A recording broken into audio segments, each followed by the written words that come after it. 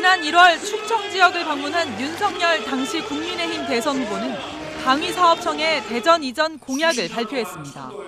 방사청까지 이전을 하면 이 지역이 우리나라 국방과 기술의 요람이 될 것이고, 윤석열 정부 출범 불과 4개월 만인 지난 8월 방사청의 이전이 정부 고시로 확정됩니다.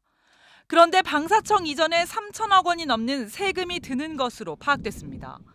방사청은 최근 이전 사업비로 3,190억 원을 책정하고 2027년까지 대전에 신청사를 만든 뒤 과천에 있던 1,600여 명을 옮겨간다고 기재부에 보고했습니다.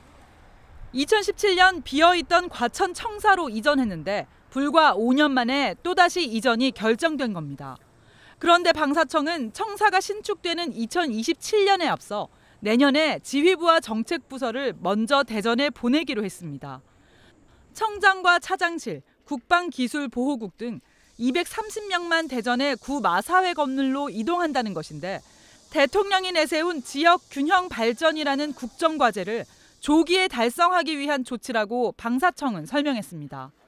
사업본부 등 1,300명이 넘는 방사청 직원들은 신축 청사 완공까지 과천에 남을 예정인데 무기 개발과 구매 등의 업무를 과천과 대전을 오가며 해야 할 상황이라 자칫 업무 차질이 빚어질 것이라는 우려가 제기되고 있습니다.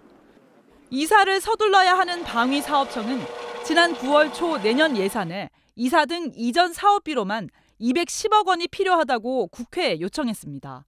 그런데 예산 내역을 살펴보니 신규 예산으로 편성하지도 않았고 예산 편성 전 거쳐야 할 연구 용역은 뒤늦게 이뤄졌고 사업 계획 적정성 검토는 아직 마치지도 못했습니다.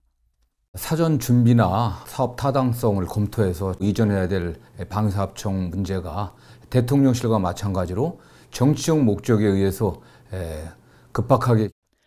이에 대해 방사청은 이전에 따른 직원들의 업무 불편함을 줄이기 위한 다각적인 지원 방안을 검토하고 있다고 설명했습니다. MBC 뉴스 서혜연입니다.